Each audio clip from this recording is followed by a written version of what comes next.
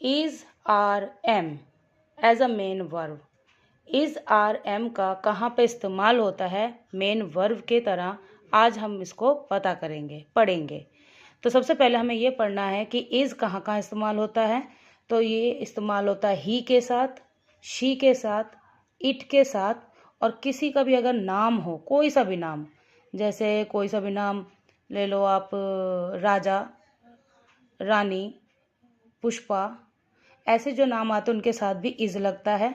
और कोई सा भी सिंगुलर पर्सन हो, सिंगुलर पर्सन का मतलब होता है कोई भी एक चीज हो, तो उसके साथ इज आता है। तो इन सभी के साथ ही, शी, इट, नेम और सिंगुलर पर्सन के साथ इज आता है। लेकिन जितने भी हैं ये जो दे, यू, वी और कोई भी प्लूरल पर्सन, इन सब के साथ आर का इस्तेमाल होता है। आर, ये सारे प्लूरल हैं। प्लूरल के साथ, प्लूरल का मतलब होता है एक से कहीं ज़्यादा, तो ये सब प्लूरल के साथ आर का इस्तेमाल होता है। लेकिन आई जब आता है तो आई के साथ सिर्फ और सिर्फ एम का इस्तेमाल होता है। तो अभी जो हमने इसमें पढ़ा, सिर्फ इज, आर और एम कहाँ कहाँ इस्तेमाल होता है। यहाँ पे मैंने कुछ सेंटेंस लिखे हैं एग्जाम्पल पे कि कैसे इसको हम मेन वर्ब में इस्तेमाल करते हैं। तो मैं सबसे पहले बता दूं कि मेन वर्ब का मतलब क्या है। जब किसी सेंटेंस में मेन मतलब एक्चुअली वर्ब नहीं आ रही है, जिसे हम डूइंग वर्ड कहते हैं या एक्शन वर्ड कहते हैं, वो नहीं आ रहे हैं, सिंपल एक सेंटेंस होता है, तो वहाँ पर is are am main verb का काम करता है। जैसे एग्जाम्पल के लिए मैंने यहाँ पे सेंटेंस लिया, आई एम हंग्री। तो इसका मतलब होता है मुझे भूख लगी है। तो यहाँ पर आई के साथ मैंने एम लगा दिया, और यहाँ पे एम जो है वो मेन वर्ब का काम कर रहा है। क्यों? यहाँ पे कहीं पे भी वर्ब नहीं है, जो रियल वर्ब होता है, डूइंग वर्ड जिसे कहते हैं, वो नहीं है, इसलिए आई एम हंग्री। अब जैसे यहाँ पे शी इज अ टीचर, इस सेंटेंस में भी देखो कहीं पे भी वर्ब नहीं है, डूइंग वर्क नहीं, डूइंग वर्ड नहीं है।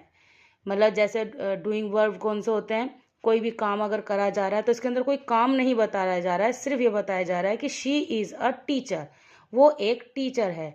तो जिसकी वजह से यहाँ पे इज जो है वो मेन वर्ब का काम कर रहा है, बताने के लिए कि शी इज अ टीचर। और जो इज आर एम होता है वो एक्चुअली प्रेजेंट टेंस को ही बताता है कि प्रेजेंट में वो टीचर है, मतलब आज वो टीचर है। तो she is a teacher, present की ये मेन वर्ब में काम कर रही है, हेल्पिंग वर्ब।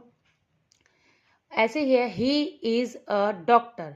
अब ही के साथ इज आता है और अ डॉक्टर। यहाँ पे भी देखो इस सेंटेंस में भी कहीं पे भी कोई भी एक्शन वर्ड नहीं है या कोई काम नहीं हो रहा है इस सेंटेंस में, सिर्फ वो बता रहा है कि प्रेजेंट में ही इज अ डॉक्टर, वो एक डॉक्टर है। और इज को मेन वर्ब हम क्यों कह रहे हैं, क्योंकि इज को देख के पता चल रहा है कि वो प्रेजेंट में बात कर रहा है, इसीलिए ही इज अ डॉक्टर। अब we are friends, we are friends, यहाँ पर भी कोई भी एक्शन वर्ड नहीं है, सिर्फ हमें पता चल रहा है कि ये प्रेजेंट में बात कर रहा है, इसलिए वी आर फ्रेंड्स। अब आता है next, Raj and Ravi are happy.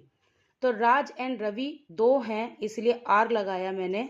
तो आर हैप्पी, यहाँ पे भी कोई भी इस सेंटेंस में कहीं पे भी डूइंग वर्ब या एक्शन वर्ब नहीं है, जस्ट सिंपल बता रहा है वो कि वो प्रेजेंट में, इज आर एम प्रेजेंट की हेल्पिंग वर्ब है, इसीलिए ये मेन वर्ब का काम कर रहा है, क्योंकि यहाँ पे कोई एक्शन वर्ड, कोई डूइंग वर्ड नहीं है, जिसकी वजह से यहाँ में ये is are am main verb का काम कर रहा है। और इसीलिए हमें आर देख के पता चल जा रहा है कि रवि, राज एंड रवि आर हैप्पी, मतलब वो प्रेजेंट में बात कर रहे हैं कि रवि और राज जो है वो खुश हैं।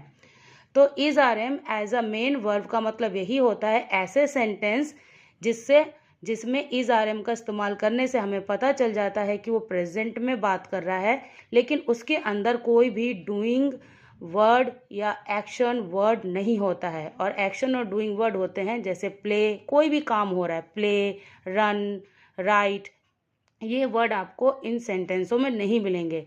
सिर्फ इज आर एम देखने से पता चल जाएगा कि वो प्रेजेंट में है, इसीलिए इसको बोला जाता है as a main verb, is are am का यूज करना।